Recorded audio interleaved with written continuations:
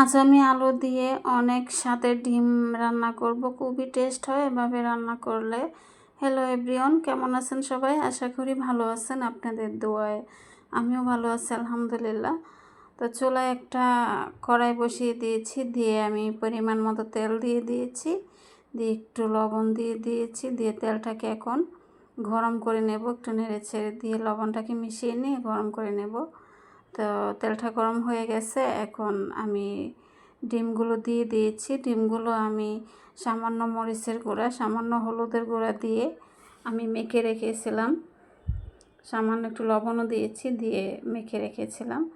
আর সাথে আলুগুলোও দিয়ে দিয়েছি। আমি আলুগুলোকে এভাবে টুকরো টুকরো করে একটু বড় সাইজের টুকরো করে কেটে নিয়েছি। নিয়ে একসাথে মশলা মিশিয়ে মেখে আমি একসাথে ভেজে নেব।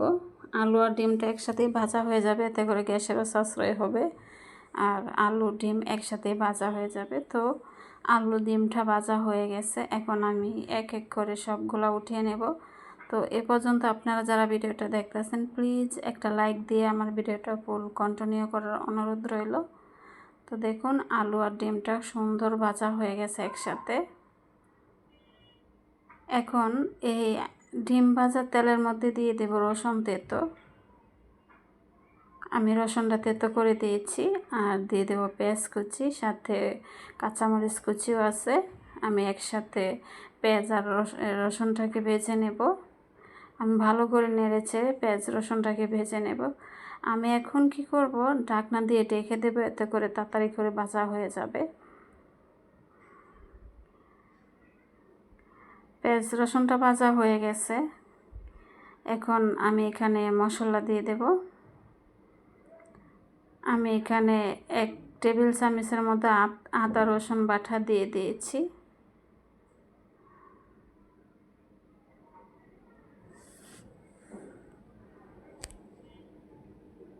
এখানে আদা রসুন জিরা একসাথে পেস্ট আসছিল, আমি দিয়ে দিয়েছি 1 টেবিল চামচের মতো। দিয়ে আমি 2 মিনিটের মতো নেড়ে ছেড়ে ভেজে নিয়ে কাঁচা গন্ধটা যাওয়া অবধি আমি ভেজে নিয়েছি। নিয়ে এখন একটু পানি দিয়ে দিয়েছি মশলাটা কষানোর জন্য। একটু নেড়ে ছেড়ে দিয়ে এখন আমি মশলাটা দিয়ে দেব। এখানে দিয়ে দিয়েছি মরিচের গুঁড়া, দিয়ে দেব হলুদের গুঁড়া, আর দিয়ে দিয়েছি ধনিয়ার গুঁড়া। দিয়ে এখন আমি ভালো করে নেড়ে ছেড়ে মশলাটাকে কষিয়ে নেব।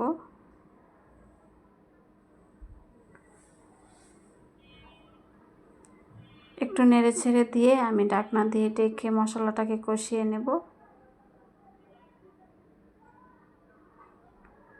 মশলাটা কষানো হয়ে গেছে, আমি ঢাকনাটা উঠিয়ে নিচ্ছি। খুব সুন্দর কষানো হয়ে গেছে। এখন আমি এখানে যে ভেজে রাখা ডিম আর আলুটা আমি দিয়ে দিচ্ছি এখানে, দিয়ে আমি সুন্দর করে ভেজে নেব। মশলাটার সাথে আলু আর ডিমটাকে ভেজে নেব সুন্দর করে।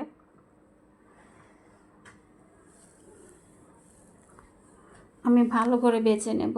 তো এ পর্যন্ত আপনারা যারা ভিডিওটা দেখতেছেন আপনাদেরকে অসংখ্য অসংখ্য ধন্যবাদ। আর যেখান থেকে দেখতেছেন প্লিজ একটা লাইক দিয়ে আমার পাশে থাকার অনুরোধ রইল। আর যারা সাবস্ক্রাইব করে দিয়েছেন আপনাদেরকে অসংখ্য অসংখ্য ধন্যবাদ। যারা করেননি প্লিজ আমার চ্যানেলটাকে সাবস্ক্রাইব করে আমার পাশে থাকার অনুরোধ রইল। তো আপনারা যদি আমার পাশে থাকেন তবে আমি এগিয়ে যেতে পারবো ইনশাল্লাহ। তো দেখুন ডিমটা সুন্দর ভাজা হয়ে গেছে, এখন আমি ঝোলটা দিয়ে দিয়েছি।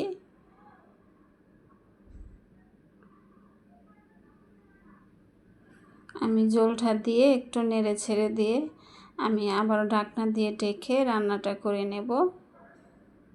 আর খুবই টেস্ট হয়েছিল খেতে। আর আপনারা কমেন্টে জানাবেন কেমন হয়েছে আমার ডিম রান্নাটা। আমার কাছে তো অসাধারণ হয়েছিল খেতে, সবাই খুব মজা করে খেয়েছিল। ঢাকনা দিয়ে ঢেকে আমি রান্নাটা করে নিয়েছি।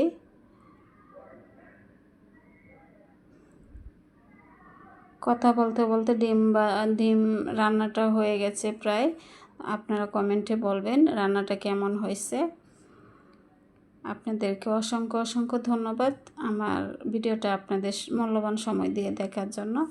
তো আমি বাটিতে উঠিয়ে নিচ্ছি, দেখুন খুবই টেস্ট হয়েছিল খেতে।